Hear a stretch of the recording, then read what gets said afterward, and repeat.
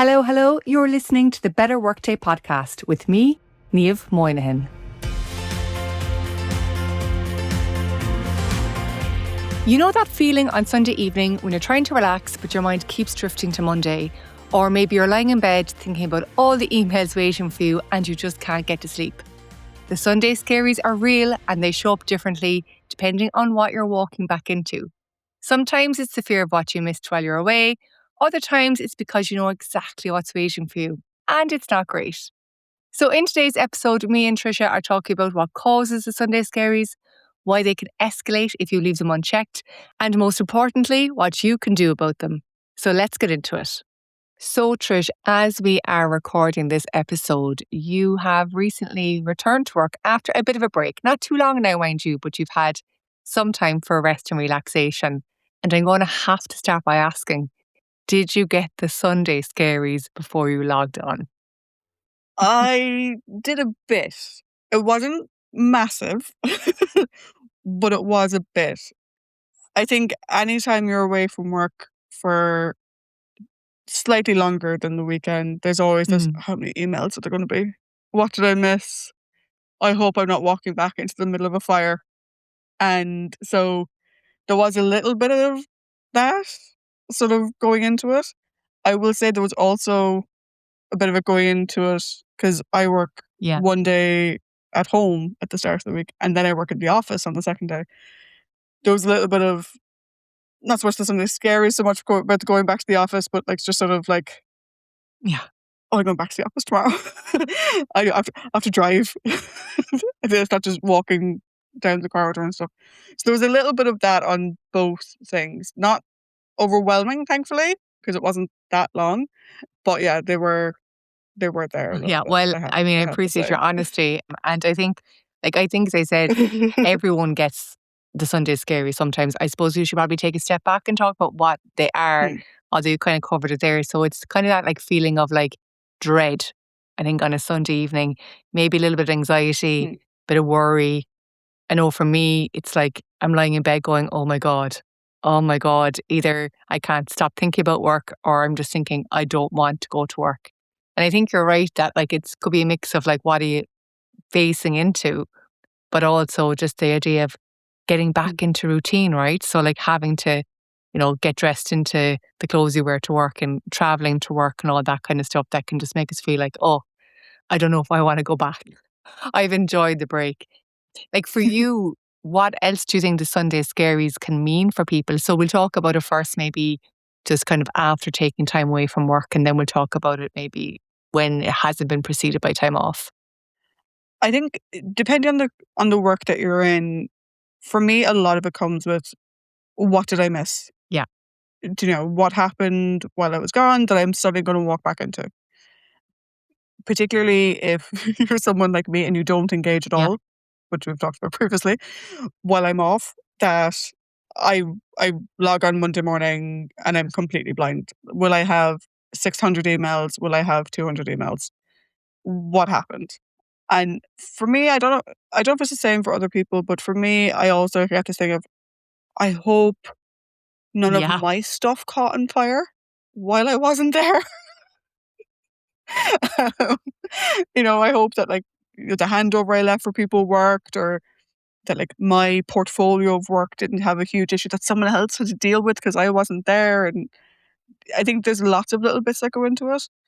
But I think for the longer period of time, I think for me, and the big thing is, what did I miss? So like instead of it being FOMO, which is like the fear of missing out, it's almost like fear of what did I miss? It's the fear of what happened. I'm sure somebody will come up with a pretty good acronym for that. But I think you're right. I think if you've been away at all, it's like, what did I miss? But then if you're getting those Sunday Scaries, if you're getting that anxiety, that worry, that dread, and you haven't had time off work, like I think that's completely different, because it's not the unknown or the uncertainty of what you're coming back into. It's nearly the opposite. It's because we know exactly what's waiting for us on Monday, and it's scary, it's not something that we think we can deal with. And that's usually a workload problem, or maybe like an ongoing issue that, wasn't resolved on Fridays coming back into Monday. So I think it's very different if you're getting the Sunday Scaries, let's say on a regular week that hasn't been preceded by time off.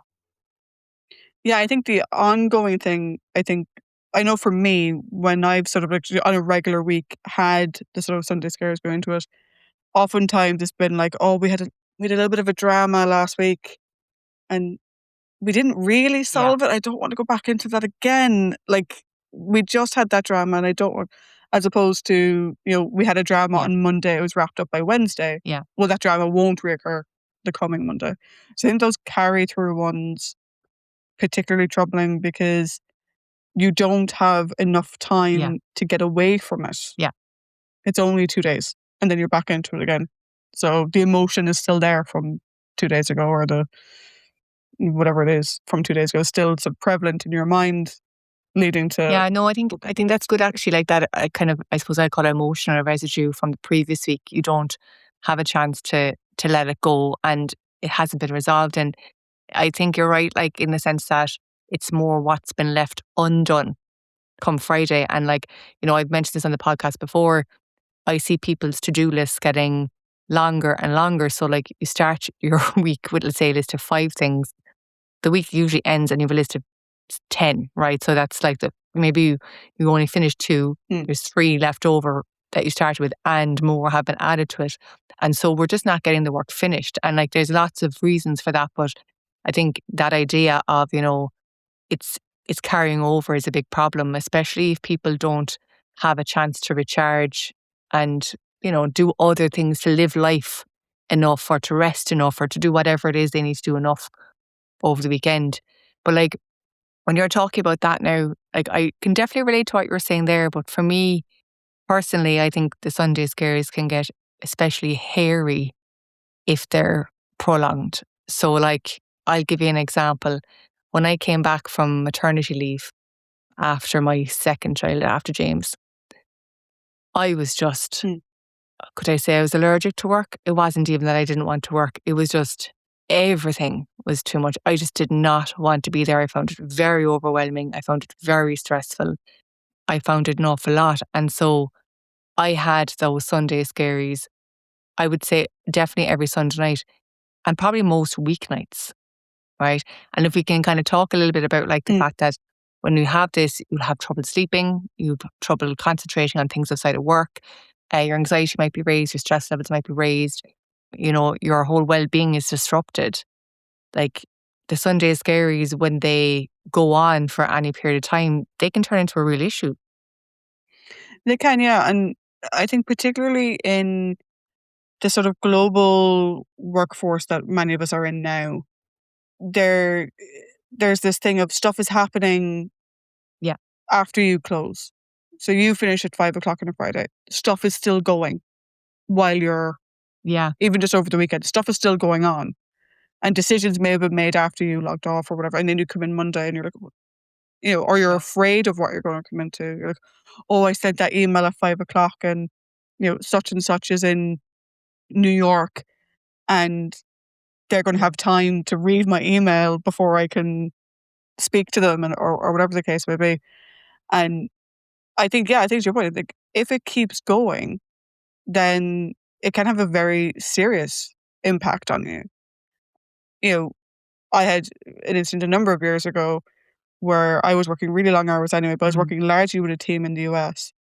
And this was during the time where I was tempted to be checking my phone constantly because I'd go to bed and be like, oh, what did they think of this while I wasn't available to answer the question or whatever. And, you lose sleep over it. You maybe don't eat properly. Like, it can get really serious if you don't find the cause of it and correct it. The one thing I find interesting about what you're saying, though, about your time off with James was like when I came back from my sabbatical, which is not the same thing, by the way, taking 3 months to sit on your arse and do nothing different. is not the same as having a baby. But it's interesting the difference. Like, I was gone for 3 months and I came back and I didn't have a care in the world because I was gone for 3 months. Anything that was there before is now completely irrelevant versus my whole world has changed and now I'm trying to go back into a structure that I had before. It's a very different thing. Like, if you were off for 3 months on a sabbatical enjoying yourself, and then you had the same sort of fears and anxieties that, say, you had with James, that's a bigger question, I think, about you No, I think you're right. going So back one in. thing I want to call out though, before we skip over, because I think it's really, really important, is that idea you shared that, the work can keep coming in even on the weekends. And when you said that, immediately it came to me this idea that work never sleeps. So we can't. And, unless we put those boundaries in place, you will find yourself, God, and I've done it, checking your email at 2 a.m., seeing that they've replied, and you obviously not being able to respond at 2 a.m., but you're thinking about it. And then that gets you worried, that gets you stressed.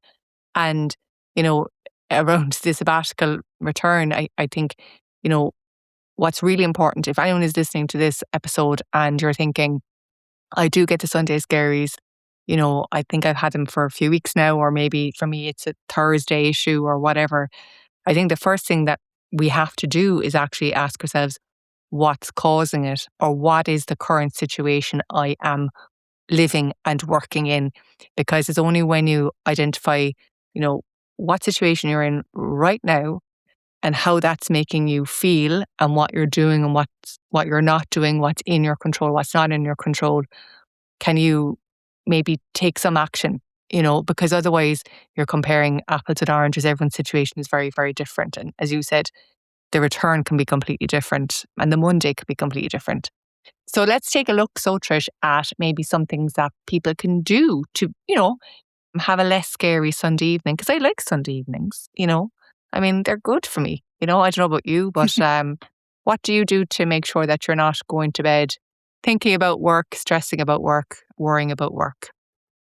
Well, I mean, there is obviously the thing of, and this is obviously way easier said than done, of just trying not to think about work on the weekend, which some people are that personality type and some people are not. If you are that personality type and there's something in particular that's troubling you about the Monday, I think it's easier for us to compartmentalize it and set it aside. And, in my case, I light a few candles, load up a movie, have a bath, Yeah. I focus on me, to put bluntly, but screw them tomorrow. Like this is my time. It's about me and focusing on me. I think when you can't escape it though, I think one of the things that used to work for me was just, okay, quickly, what's the plan? Take 10 minutes. What's the plan? You have the plan. Cool. You have a plan. Go enjoy the rest of your Sunday evening. Take 10 minutes of focus versus 3 hours of and panic. Studies have backed that up. So the idea that your brain will switch off if you have a plan of action, even if you haven't solved the problem, but even knowing you have a plan. I'd nearly take that a step further, Trish, and I'd say if you are, really, really caught up in it, that you'd probably discuss that plan with somebody else, because I find writing it down is very helpful. I find for a lot of people, vocalizing it is even more helpful. So, talking to somebody who you live with, or giving a buddy a ring, or sending a voice note saying, this is how I'm feeling, this is what's going on, this is what I'm going to do. I'm now putting this away, and the next thing I'm going to do is, as you said, make yourself a cup of tea, run a bath, watch a movie. And to your point around the people, who find it difficult to switch off, and it's very hard, like if you're worried about something, to turn that worry off. The thing I've found that works really well is to fill your mind with something else. So to crowd out the scaries by either, reading a book that you'll be engaged in, watching one of your favourite movies, going for a run. I like doing exercise and I have to follow along with somebody else, so I'm not thinking in my own head. Like anything that will crowd out the thoughts can also be quite helpful. But I'd kind of take a step back as well. I'm sure you agree with this one, to try and tackle it before the weekend ever comes. So that idea of, setting aside an hour on a Friday morning preferably, and just finishing stuff. Either finishing them by closing them off completely, or finishing them for the week by creating a plan for what to do for Monday. So that when you're logging off on Friday, you've done enough. You've done your best, and you're allowed to rest then now for the weekend. Yeah, I think definitely the closing things off as much as you can on the Friday is key, because Saturday is also a day you should be able to enjoy. And Sunday morning you should be able to enjoy. Friday night you should be able to enjoy. So I think closing those things off as much as you can, or like you said, having a plan of attack for what you're going to do on the Monday, sharing that with someone else. So like sharing it with a colleague, putting it into, whatever tool that you use, setting it on your to-do list or whatever that you've committed. This is going to be my plan of action. Great. Well, I've committed to a plan and now away I go.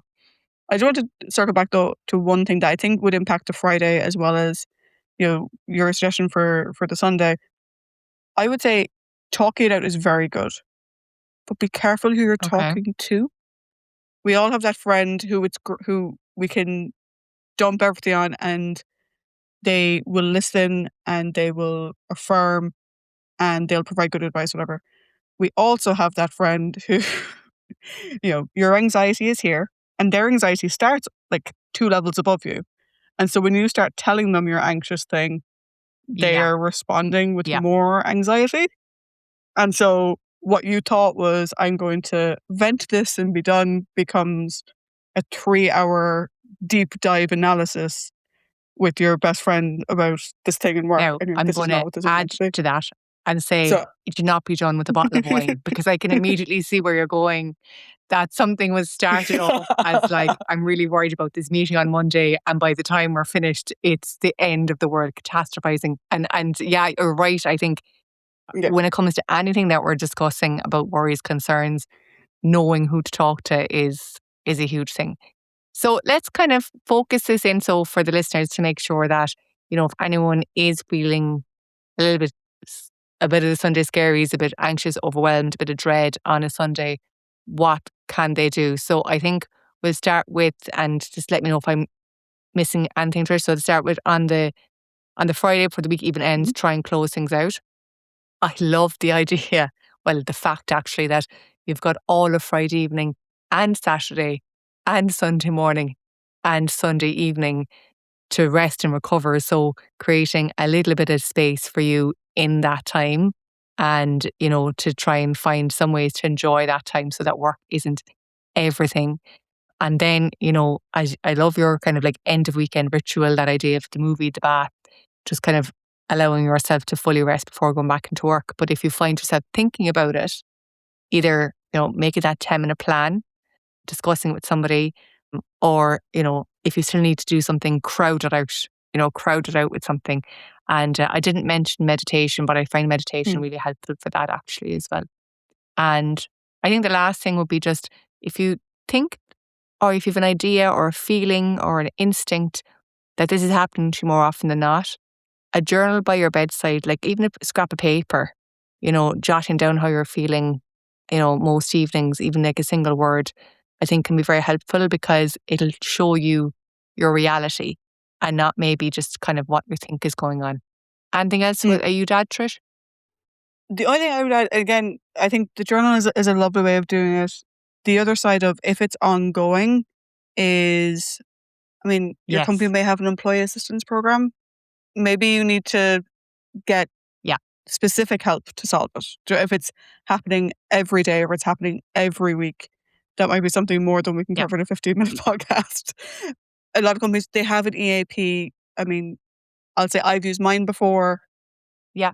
It's just someone for you to talk to. I agree. And to maybe get some help. And I get agree. Some perspective. And I've used the EAP before as well, back when I was working in tech. So I think that's a really good one to remind people of as well, because look, you do need help sometimes. You can't do it all on your own.